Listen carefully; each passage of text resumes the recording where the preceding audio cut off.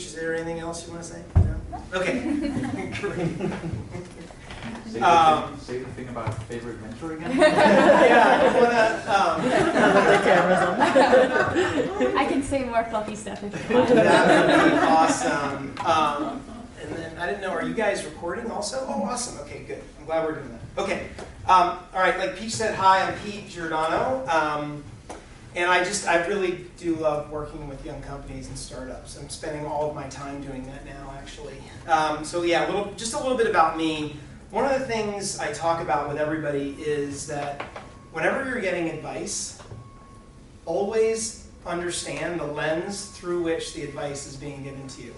And when someone says something, as if it's kind of like a principle, like in physics, that just happens all the time, challenge them on that and ask what were the experiences that you had that gives you that understanding or opinion, right? So wanted to leave you with that. So do that with me, right? Because I have a certain opinion on things. So I have had the fortune of working in a bunch of different companies throughout my career. And throughout my career, the steel thread has always been starting new businesses. Whether I was doing it in startups or I was building businesses within large companies, it's always been that thread of entrepreneurship. And the other side of that is throughout my entire career, I've literally held every job in a software company. The only one I haven't held was like a quota-carrying field sales rep. But I've done everything in and around field sales, and some of them are my best friends, and so I feel like I've maybe learned something from osmosis. And so part of my perspective on this is kind of the systems thinking that I have, not just about being an expert in any one area, but understanding how companies work together, how all these gears fit, and when you make decisions in one area, how it affects other areas of your business. And you'll see that a recurring theme here. And so today, I am full-time working for myself, but advising startups that are part of portfolios of these companies. I do a lot of work with accelerators. So kind of on the left is my paid work, and on the right is my volunteer work. And everything I do is really focused on this idea of go-to-market acceleration. And so throughout my career, I keep looking for different frameworks that I can add to my perspective and really synthesize things into just ways of thinking when I work with startups and building new businesses. And so there's a few lessons that I wanted to kind of start off with, which is, this is really important. Maybe you've heard this, like fall in love with the problem and not your solution. We're tech companies and we love to care for the baby that we created, but the reality is that you're an entrepreneur, and part of being an entrepreneur is solving a real problem and building a business around it. Those two are the real key points there. So be flexible about what your solution and product are going to be. But to that extent, you want to have a North Star. And this is this guiding light for you to follow. And kind of the second part of this sentence is really be flexible about how you're going to get there and realize that you'll have to change directions here and there, right? You hear this often. Another way to think about North Star is a vision. And the way I think of vision is it's in the future, if you're successful, what change have you created in the world, right? How does the world work now or differently in the future than it does today, right? What will be different? And lastly, and this is really important and the theme will carry through this presentation, you really have to know what you actually have under your control versus what you don't. And furthermore, for anything that you don't have control, you need to know it very, very well. And we'll get into some of that today.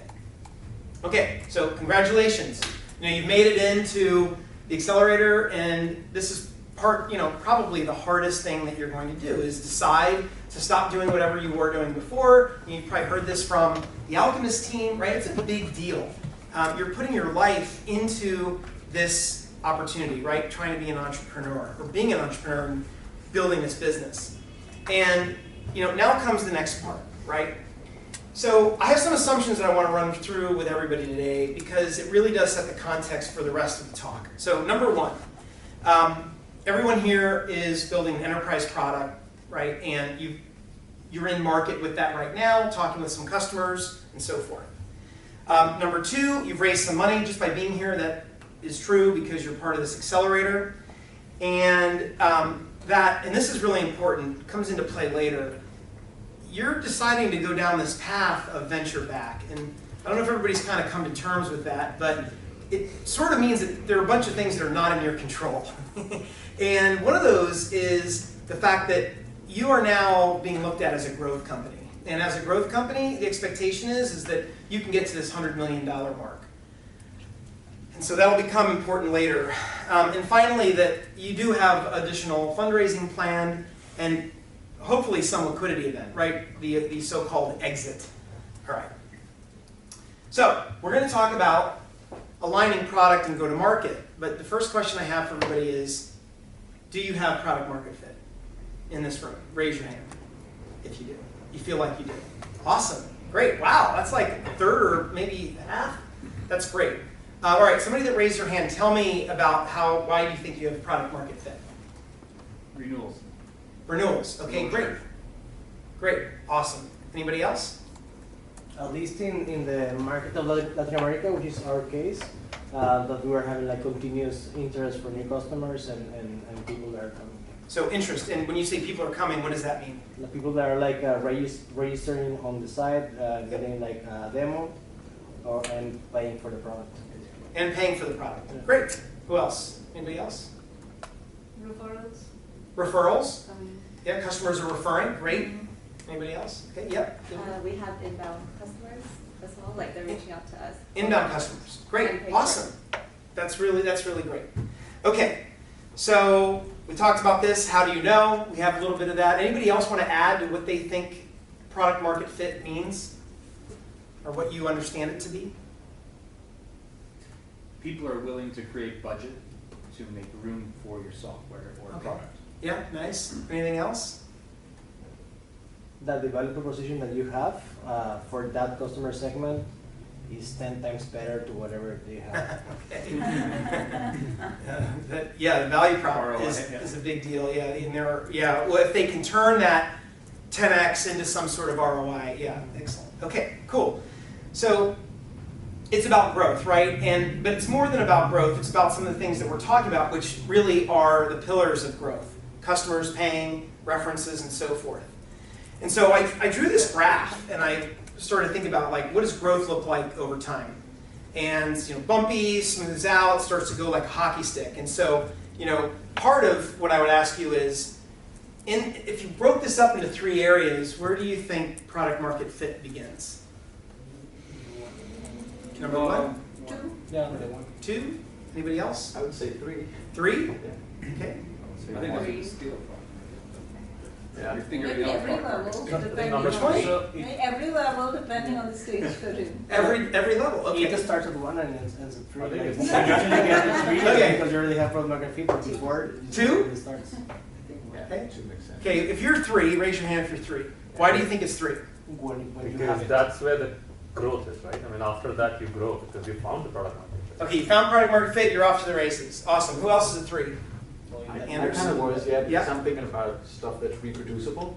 Yep. And it's difficult to see here where that spot is, right? Where Yep. there's no. So Purposely drawn that way, Yeah. but yes. So I definitely know. Okay. By stage 3, it's reproducible. The stuff that this company Awesome. is doing, right? All right, who said number 1? Okay, So- why product market fit number 1? It begins there. It never ends, but it's beginning there. Okay, all right. Anybody else? Yeah, so the product market fit process starts when you start trying to have a fit with your product. So it starts there, but then when you actually have it, it will be a 3, and then this one Awesome. starts coming. Okay, so I have an opinion on this, and you'll see different opinions, but I'll give you mine. And I think this first one, I call it problem solution fit. And the reason I have this opinion is you'll see how this all comes together later on in the presentation about why I have very, I would say, strict rules about what's going on. Because I think you have to, in order to get where you want to be, you kind of have to know where you want to be, right? And then back into, well, what are the baseline things I need? Well, first, you need this problem solution fit. You have to have a product that solves, this is important, your target customer's problem. Right? We're going to dive a lot more into customers and problems, but I believe this first phase is a very windy path. You have an idea about what problem you're trying to solve. You have an idea of what might solve it. You have an idea of the target customer, but it might change. There is a lot of variance going on in this phase, right? Just a lot of uncertainty. Okay. All right. So if that's problem solution fit, where does product market fit happen here? Number two. Okay. Everybody says 2. Okay. It is 2, and I believe, again, this is important for me, and to express it in terms of this entire talk. This is this middle phase, and who said 3 earlier? Okay, so I think product market fit in a consumer product does look like phase 3, because often in a consumer product, you're really relying on 2 channels. And I'll get to this, but user-generated content or viral. And those 2, which are the predominant channels for growth, once you start tapping that, it just kind of takes off. And so they're almost the same. But in enterprise, it's very different. And folks over here were saying, references, referrals, right, inbound. This is where I put 10 to 20 customers. That's an arbitrary number. But I know it's more than 1 in 5, and I know it's less than 100. But it's somewhere in that range, and it really depends on the type of enterprise. It could be small and medium-sized business. It could be some sort of global, international company, right? So it depends on the market, but it's about you've got this confidence that these companies are actually referring to each other, right? They're references for each other, and that actually is really, really important. So product market fit in an enterprise sense, you've got a dozen-ish customers that are paying, and they're referenceable. If they're renewing, that's even better.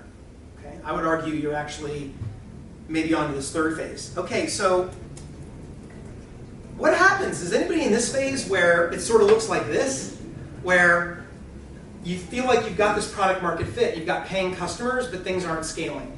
They're not. It's just not growing as fast as you want. Anybody in that zone? Yeah? Is that it? Even the people that were in product market fit. Okay, so you guys are founders. Who's closing your deals in your company? Founders. Okay. Is every sale the same? No. Okay. Right. Deals are different. Do you know how many sales or pilots or whatever you're going to do per week, per month? Is it pretty predictable? Do you have a constant flow that you can predict quarter over quarter? Awesome. Okay. So you might be in this in-between stage. So if you're in this stage, what's the answer? What would you do? How would you invest time and money and resources to fix this problem? Alchemist. Go to Alchemist. How about this? Spend more money on marketing and sales? Who's doing that now to get that growth? I think it's more about trying to understand, the repeatable model, and maybe doing trial and error, different channels, different tactics, and then when you find something that is is predictable, then is when you start investing. I like that. I like that answer a lot. So, a lot of startups try to invest too early, right? They try to prematurely scale at this product market fit. They feel like, oh, we've got a couple paying customers. When I say a couple, 20, right? And they've written case studies for us. Let's go. Let's hire a sales team. Let's hire a VP of sales. Let's start, up spending on marketing. And unfortunately, there's a big problem in the industry. This is Steve Blank. You guys know Steve Blank, Stanford professor. It's the leading cause of death. You start overspending too early, and 74% fail, and 93% that scale prematurely wind up never breaking the 100K mark. You just don't ever break orbit.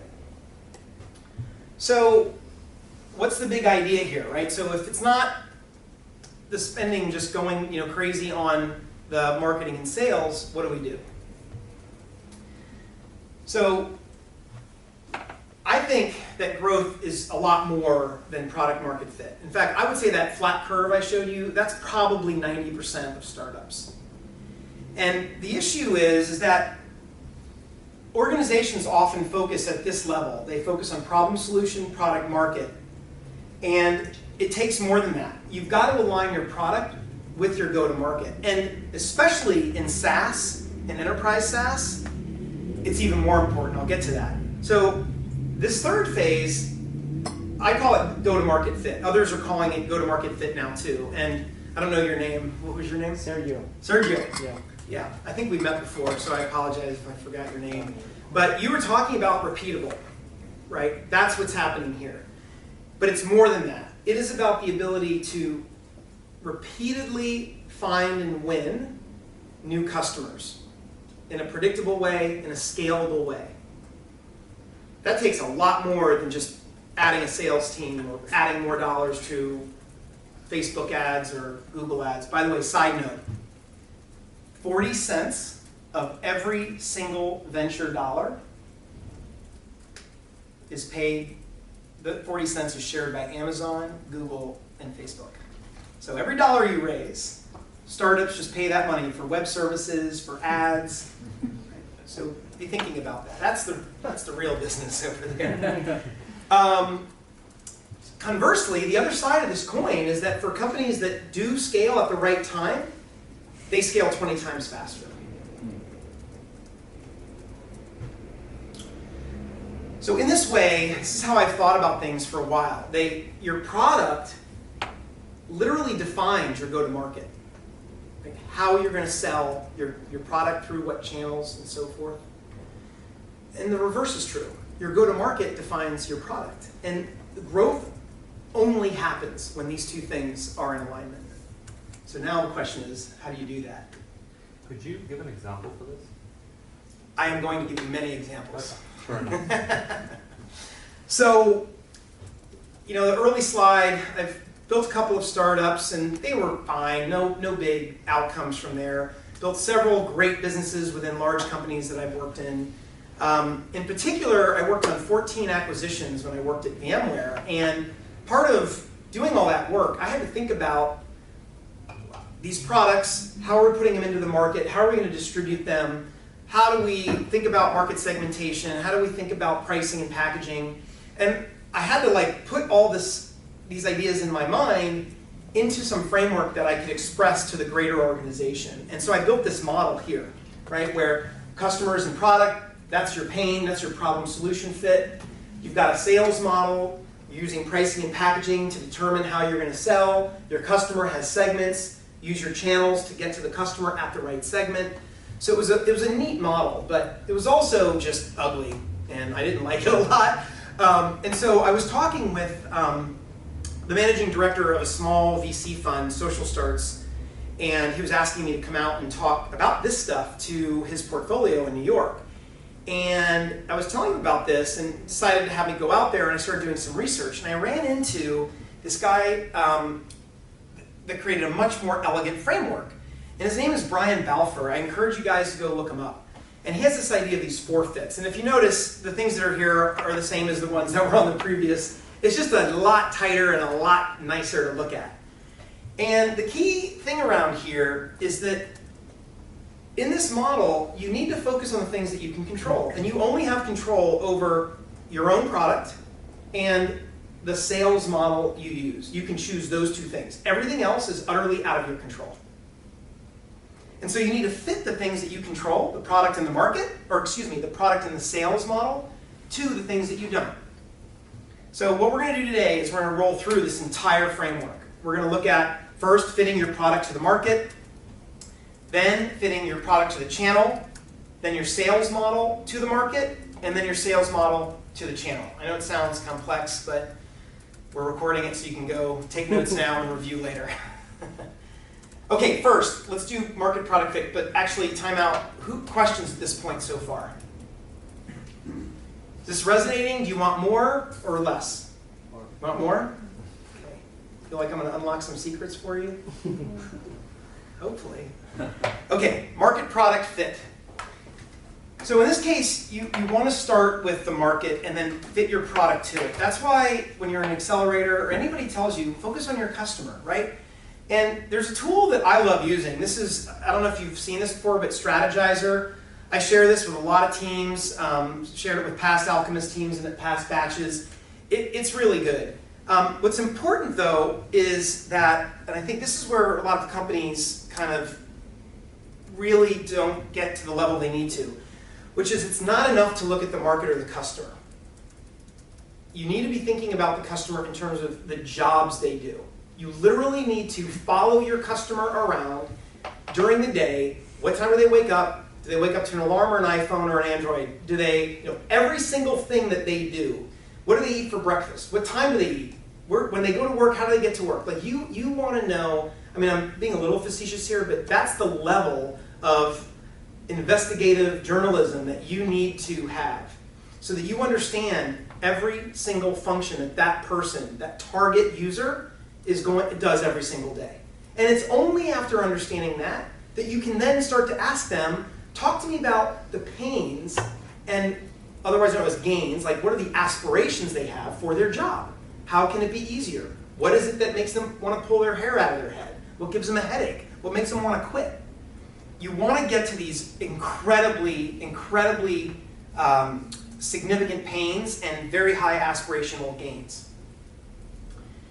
And when you do this, one of the things I talk to young companies about is thinking about what is your minimum viable customer segment? What's the smallest, most focused customer that you can go after where there's still a market? And I think, Sergio, you asked about it too, or maybe someone else did, about there's a budget. Ryan, maybe that's what you were saying. There's a budget, right? Knowing what budget is going to be used for your product is essential. You cannot be an enterprise company if you don't know. And if you're creating a new category and you can say, oh, budget doesn't exist yet, that's actually harder. That is not a badge of honor, although it has its benefits later, right? It has its benefits later. So in this, the final one here, which should be really at the top, is does the customer care? Is this a significant enough pain or problem that they actually want to solve it? And that any of the existing incumbent alternatives are not as good, or work well enough that it just doesn't matter, right? It's just not urgent. That's probably the word to remember here, urgency. Is there urgency? So I want to read this together. I think this is so important. This is Clayton Christensen, Harvard Business School. So it's not just the jobs, but you have to think of every job that that customer does in 3 dimensions. The functional job, what do they do?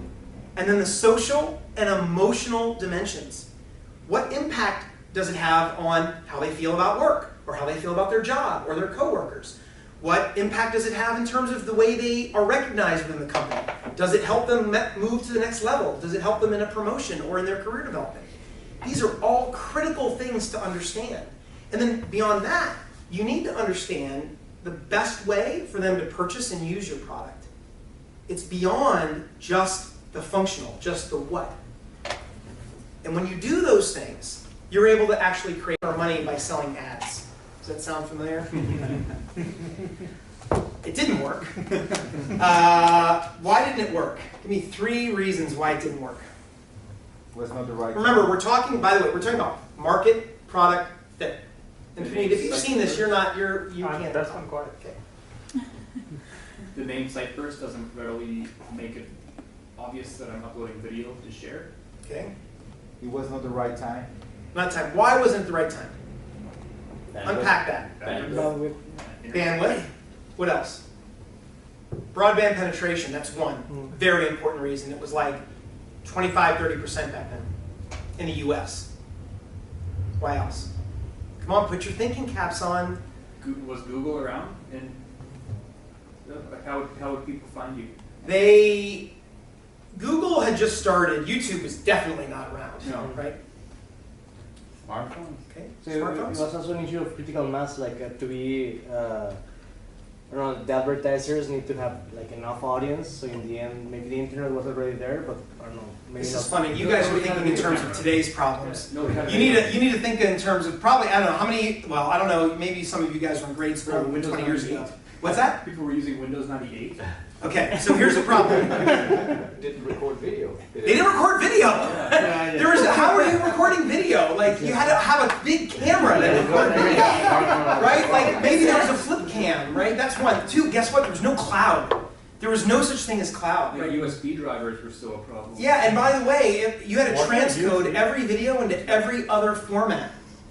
Flash didn't exist, right? Yeah. So we didn't understand the market well enough. We had this idea, but we didn't understand the market well enough. So what we did figure out was that, by talking to our investors, that there was this other problem with retailers of that really work through channels and franchises. Think like Power Motorsports, like motorcycles and Sea-Doos and jet planes and all that. They wanted a channel marketing solution, so we just used the same product, but used it as a way to display rich media, and then synchronize that across any kind of franchisee, like local retailer that was selling the product, right? And then in order to do that, we had to revise the sales model, which we'll get to.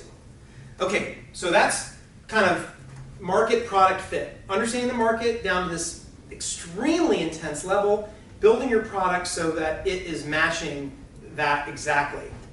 Product channel fit. Now, key point, if you don't remember anything else, you have no control over the channels. You do not create channels. They already exist. You have to pick a channel and leverage it. That's the key point. What the hell are you talking about, Pete? So here's some common B2B channels, right? The obvious ones are up there. Content marketing for inbound, referrals, advertising, events. Anybody using a channel to get to their customer that's not on here?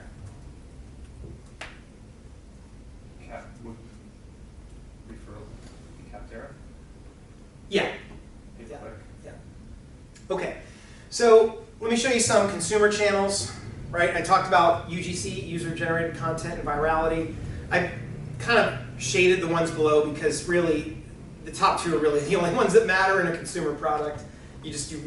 There are some that get it through advertising like Supercell, the game company. I have examples actually right here, I think. Well, I'll get to them. But there's some others that do that. So here's an important point about this product and channel fit. You're in a race, and this is how Anil Busri puts it, right? Can you build distribution before the incumbent, the competitor, gets your technology or builds it themselves? The incumbent is an incumbent for a reason. They also overestimate how many customers they're going to get out of 30,000. Does this make sense? So let's get a little deeper. It's really important. Okay. Why does the cost go up? Well, sorry, put it another way. One of the things you have to contend with, you can't just walk into somewhere and say, I'm going to sell you a $100,000 product. There is a sugar ton of friction in an enterprise deal that you're trying to sell even over high five figures, even mid five figures, depending on budget signing authority and all this. The friction is immense. The complexity of the sale is immense. Sergio brought up things like implementation. You have to go cross-department. It's a mess. So what you see is a very natural evolution on the left, right? This complexity rises. Well, guess what? At the low end, you can deal with all of these millions of customers with a free or maybe a viral type of enterprise product, right? But as you go up and you want to extract more and more money per year per customer, the friction just increases. It takes a lot more sales effort, negotiation, fitting the product into it, implementing the product, and so forth. And so you start to see this evolution of sales models on the left. You guys are taking pictures. You don't even have to worry because you're getting everything. You're getting the entire PDF. Okay. So I know this is a little bit of an eye chart, but really it's just, I wanted to show you that, as you increase, like here it is without a graph, like you just have to match these up. Okay? Required revenue per account on the right. Yeah. Okay, so an example. So this is a company I work with. Ryan, we're in the same category as you. This is one of my clients, Rumbix. They make software in the construction industry, field data collection. And when I started working with them, they were operating like this standard B2B SaaS company. In fact, on their website, they had per user per month pricing. That wasn't the real problem. The real issue was that they launched with this idea of a very low cost to acquire a customer, CAC, C-A-C, which was they thought people could come to the website, right? And even the pricing, the fact that you see per user per month pricing, led you to believe, like, where can I put my credit card? But you can't, because it's an enterprise product. It requires, it's not at the scale of trying to implement like, SAP, but it is definitely requires a little bit of integration with time, the accounting and payroll systems and so forth. But it delivers a lot of value. So we moved to this monthly per user this inside sales model where we're starting to better position by actually calling on accounts, like not just coming through the website, right? So this is more of a low touch model. And then we figured out that you just have to be regional and in region with these. And so we moved to a more geo model with a field sales, a named account team, and using an enterprise sales model. Okay? So over the course of learning, we've changed our sales model to match the market that requires it. Okay, questions on sales model, market fit. Does that make sense? Okay. Channel model. All right, so key point here.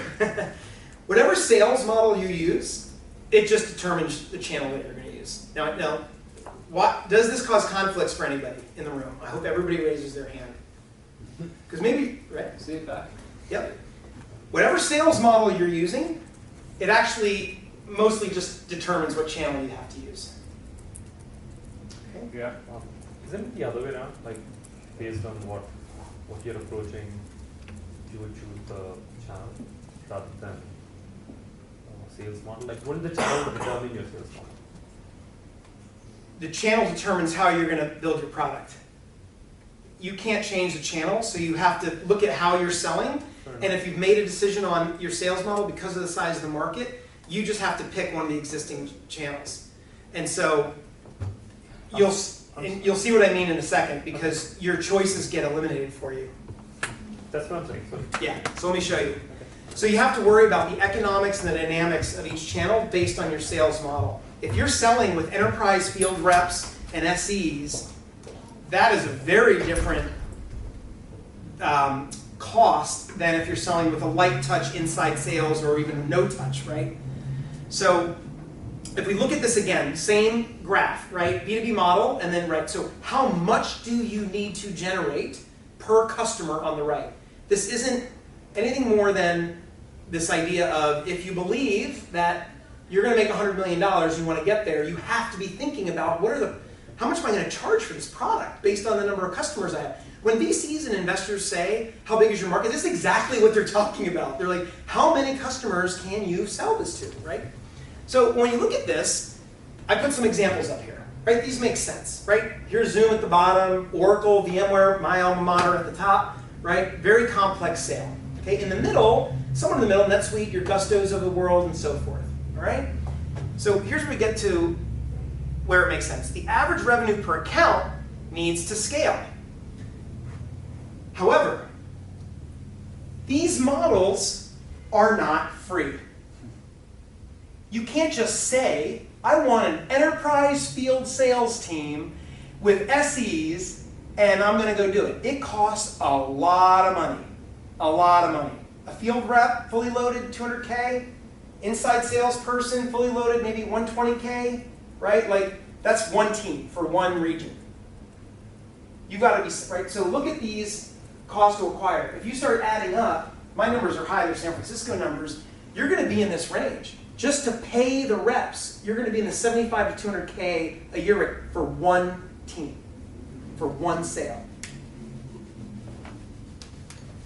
This is why your model determines your channel. Because if you have this cost structure, which you need because you can't overcome the friction of that high a price of a product. You see how this is all starting to link together now? So simply, right, you've got this increased friction. It drives up your cost to acquire a customer. So you've got to find the channels that best support your sales model, because otherwise you won't have unit economics to build a business, which is the important part of being an entrepreneur. Coming up with an idea is really, really easy.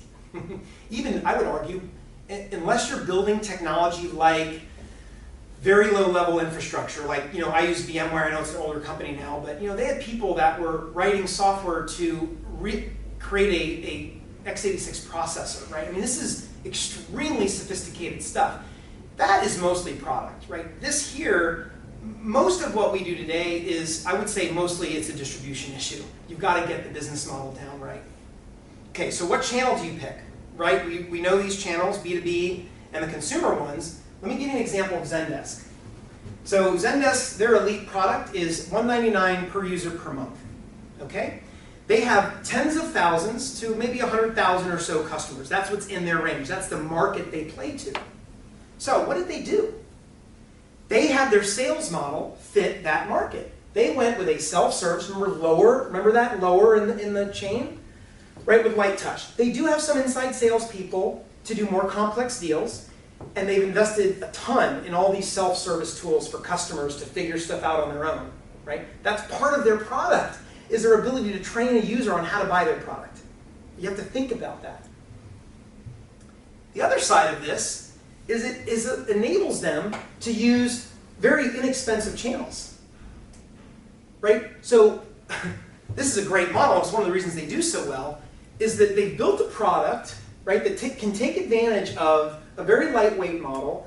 They've invested in the automation, APIs also, education, self-service, all of this content to enable amazing unit economics. Right? So they've come up with they've used this light sales model, and then they've even gone further. They've linked up one of those other parts of the 4-fit. They've said, if we can do this, then we're going to actually do a lower cost, and we're going to nail this and have a great business. So there's a red zone, and it happens right in the middle, and I heard some folks talking about this. The red zone happens in two cases. This is when your cost to acquire a customer is way more than the amount of money you get from them. Now, if you're a startup, it might be the case that you have, especially if you're a VC finance, you have a war chest, so you're going to run some quarters where your cost to acquire is way higher than the amount that you're bringing in. But you need to manage that and monitor that and make sure that then inverts sometime, right? It needs to come in alignment. The other case where you get into the red zone is where the average revenue that you need to extract is too high for the channel you're using. So what are two examples of this? If you have a very expensive sales team that is calling on a lot of customers for a very low product, that's a problem, right? And that's when you start falling into this red zone.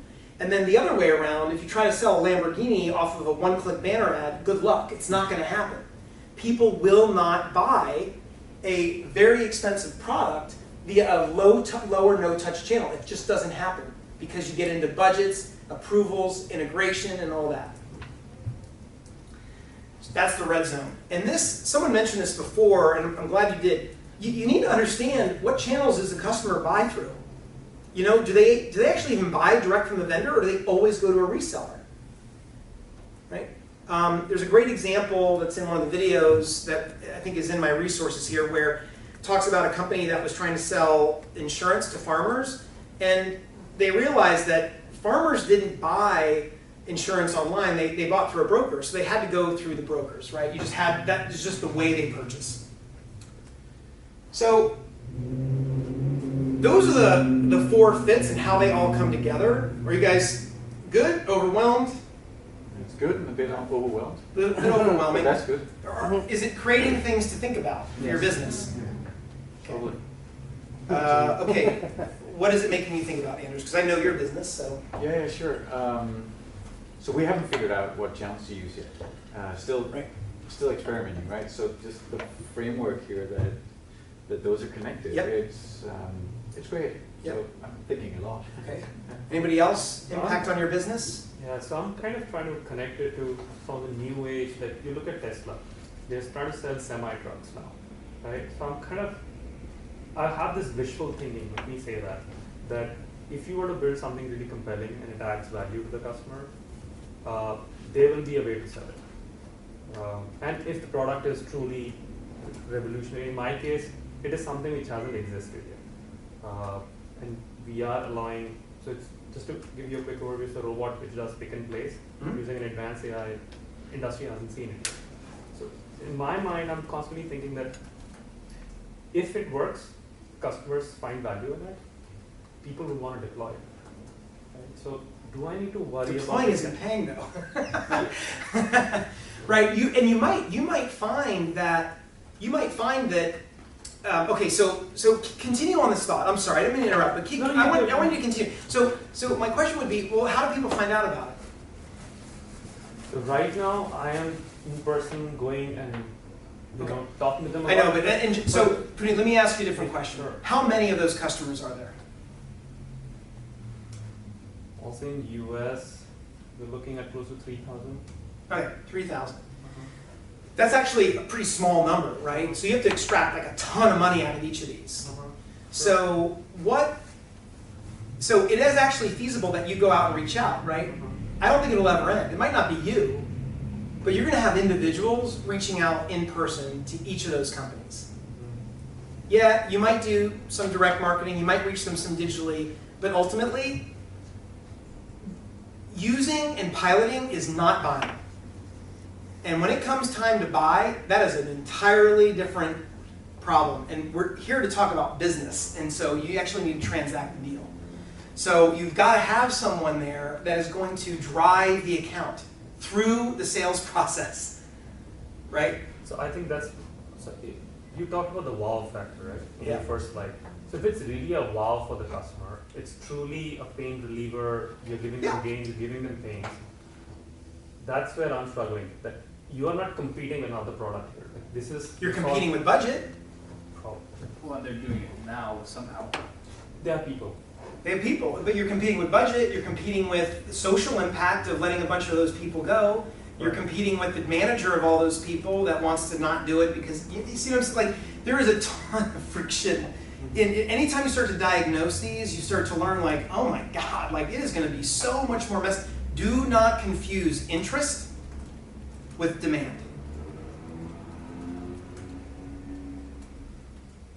Right? Pilots are awesome, but ultimately, this is about how are you going to make your business work, and the complexity just starts to increase, especially when you have people involved like that. Anybody else have something they can share about an impact they have maybe on their thinking about their business? We had a good success from a webinar. We advertised we were doing a webinar, we had a bunch of registrations, half of them showed up, and then now half of those are really qualified leads. Great. But I can't do a webinar every week, otherwise it loses its impact. Right. So, Well, I'm asking more of like, what of these are making you rethink about your business, right? Yeah. It's confirmation in a lot of cases. Like Good. we're bringing on a high-level, highly paid senior salesperson, and they're removing friction. Good. That's what they're doing. So we didn't have any of these enterprise deals in our pipeline prior. We got him involved, and now we have 7 enterprise deals in our pipeline that are highly likely to close. Yeah. It's a real skill, right? Real enterprise it's a real skill. Okay, so let's talk a little bit about the interplay. First, a quick review, right? Fitting your product to the market, your product to the channel, then your sales model to the market, and then your sales model to the channel.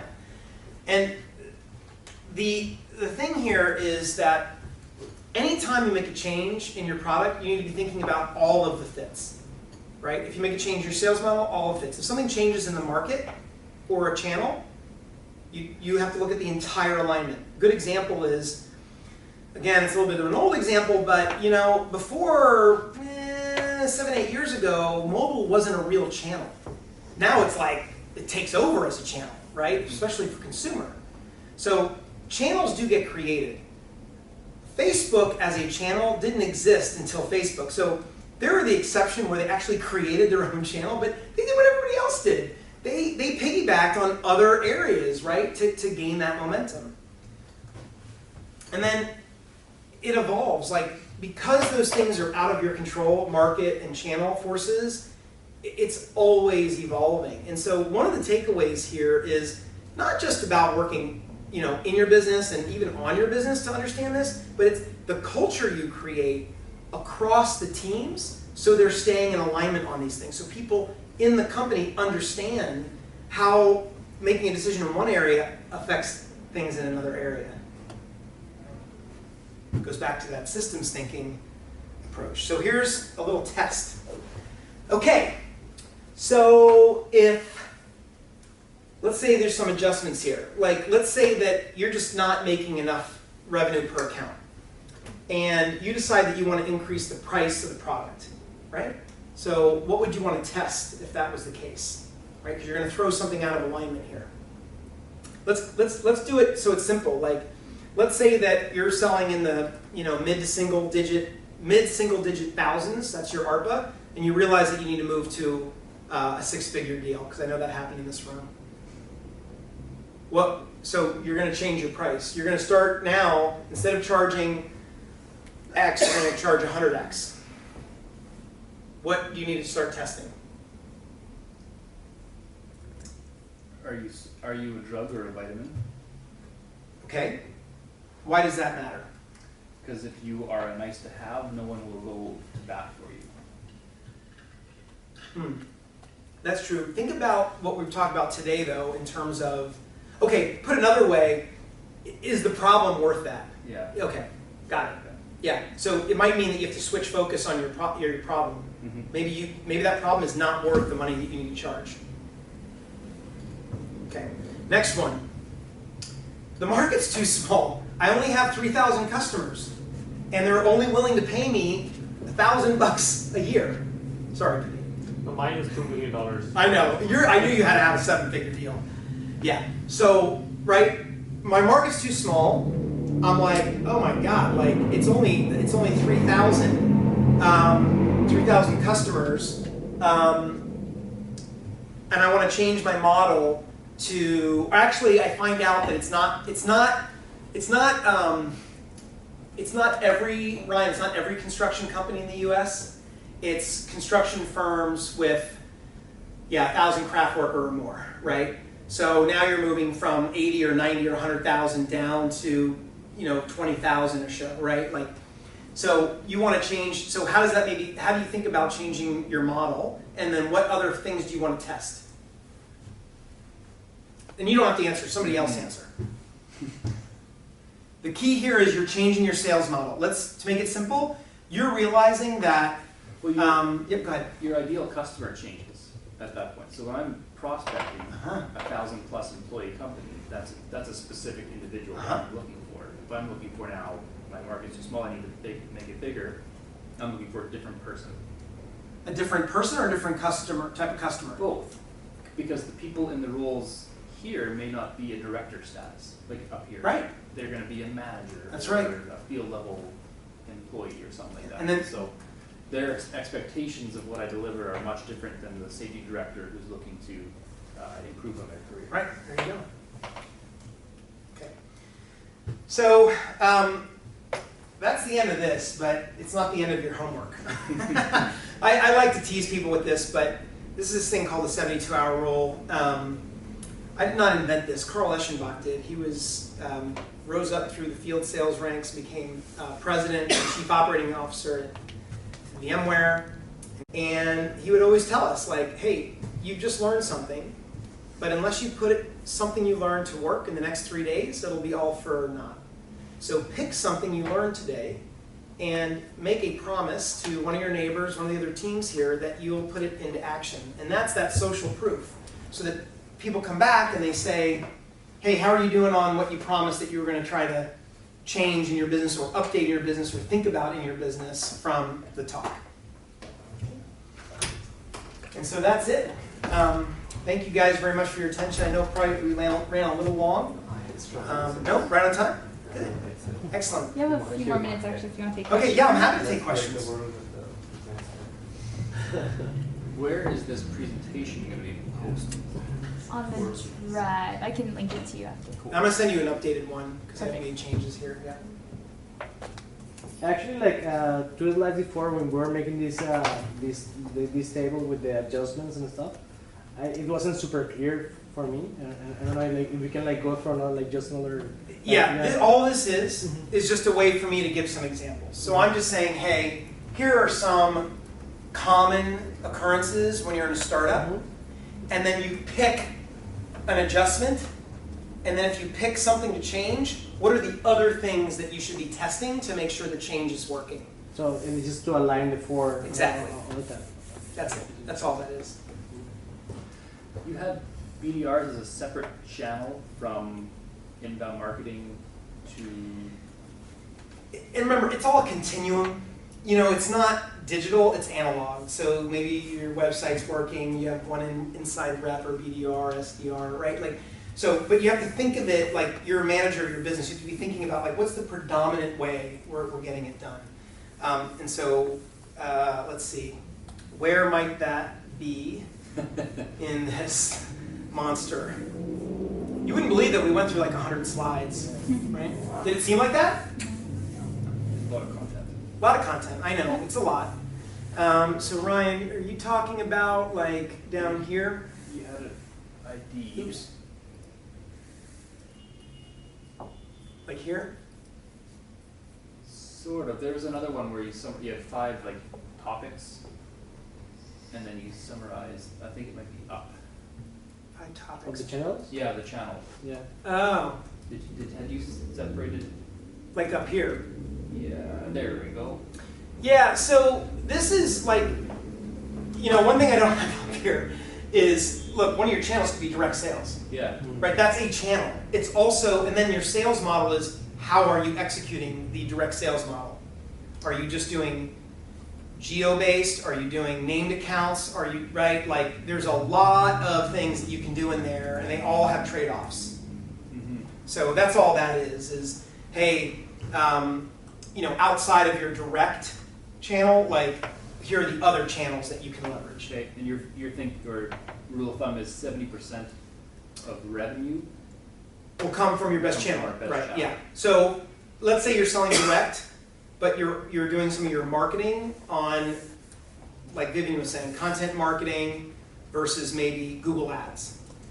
One of those is going to be the lead, and then obviously you're trying to convert all that into a direct sale, right? So there's a whole funnel and everything else that goes along with that. Yeah. But for purposes of this part, it's one of those is just going to be your best. And so you need to figure out for your product, you know, so for example, if you have an aspiration to just market your product via AdWords, or AdWords or on Facebook ads, like, you need to make sure that the experience they have when they look at the ad makes sense, right, in that environment. And a different way to put it would be, like, let's say you've got a product that's predominant, it's an enterprise product, but it's mobile. Maybe you could take advantage of a mobile channel because they're right there, and the minute they look at the ad, it could actually give them an experience that let them understand what your value prop was. You can exploit that channel because of the way your product's designed. That's kind of the thing I'm getting to. Okay. Yeah. So this is more lead gen, top of funnel. Well, no, not only, because it could be that you have no sales team. I think GitHub has no sales team. Right. None.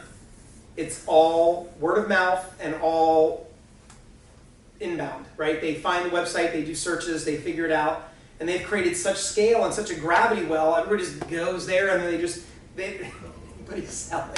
I mean, right? Like, but part of it's, you have to decompose. See, this is what I love about companies, because I look at every single angle. My experience working in all these different things, I had to deal with it. I had to actually do the job. So when I look at a business, I start thinking about, like, oh, okay, well, if that's true, then holy cow, like, I wonder how they think about product strategy in order to enable it to be really easily used. And that means that the website, an individual user should be able to get started very, very easily, right? How sophisticated or hard to understand is the product versus can they just get an invitation, click, and then be off on the races like Slack, right? So I start thinking about all of these things, and it can be crazy. It feels like there's an unlimited number of variables that are all at play, and you're just trying to wrangle them all in. And this framework should help you isolate and say, let me think about how the market looks so that I can understand if I'm on this path. Like, you don't need to sell, let's say that you only have like 3,000 customers, and you know eventually you're going to have to get to a $2 million deal. I guarantee you will not sell your first deal at $2 million, right? It's not going to happen. So, $50. right, whatever, right, exactly. And so you make your progress, but you have to have that North Star of, I've got to get there. Like, and so you need to be thinking about your product, more importantly, the problem you're solving, to make sure that it is of that scale and magnitude. And then start to make these, these other choices. Mm-hmm. You guys just dead, or you have another presentation? Oh boy. Okay. Anything else? No. So yes, Sergio. On the process of aligning the four fits, basically it's like so first is product market fit, then product channel, then it is the model market, and then model channel. Mm-hmm. But then so the thing is that actually the model defines the channel, or well, depending on the model you have to do because of the market, it starts to limit your choices on the channel you can use. Mm-hmm. Yeah, because I was thinking that to make the product channel fit at the very beginning is kind of weird. Like, or like the question is if we should be like following like in that order, or if it doesn't have to be. I think it's a good order, but you need to look at all of them, right? You don't want to just do one in a box. You should do the first fit, then test it by doing the second fit, third fit, and then say, oh, wait a second, like maybe that's not going to really work. Let me rethink this, right?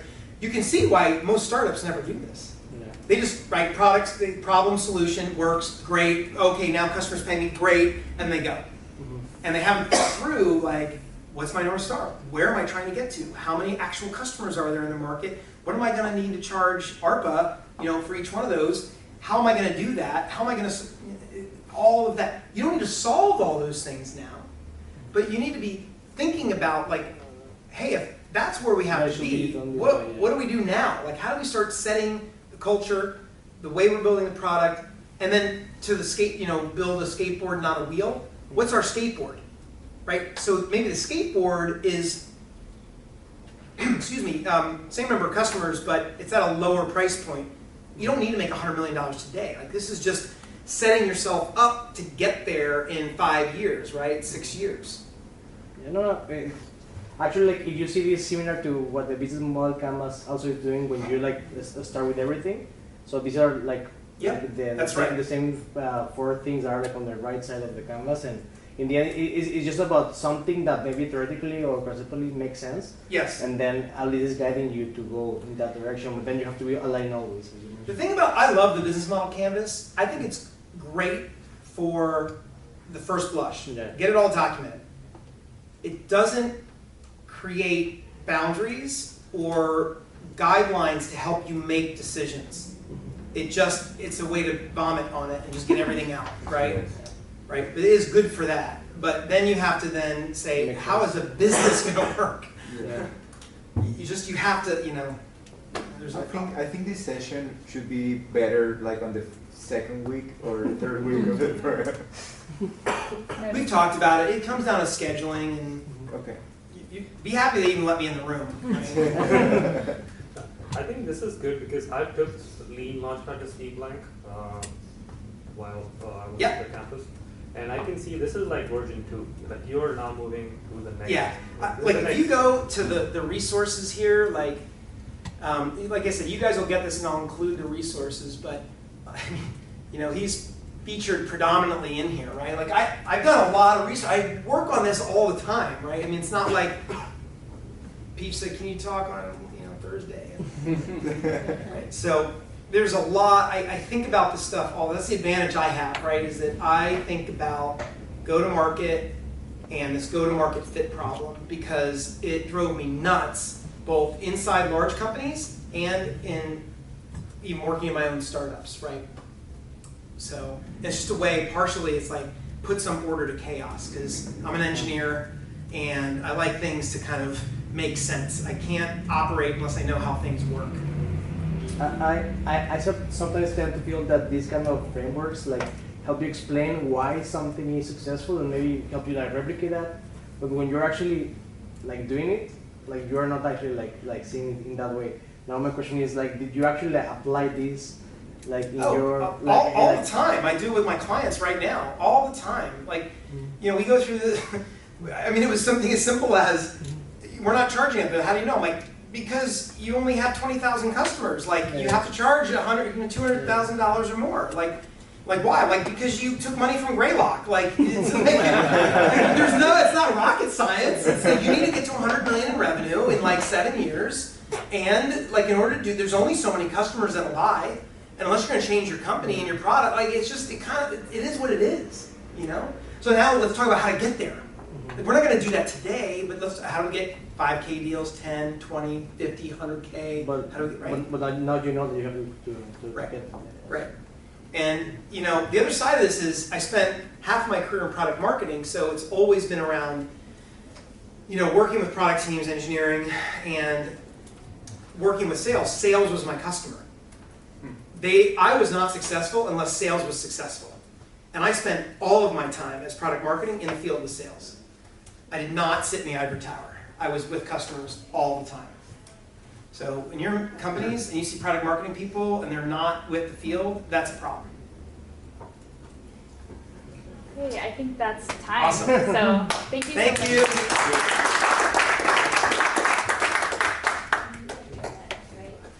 I do.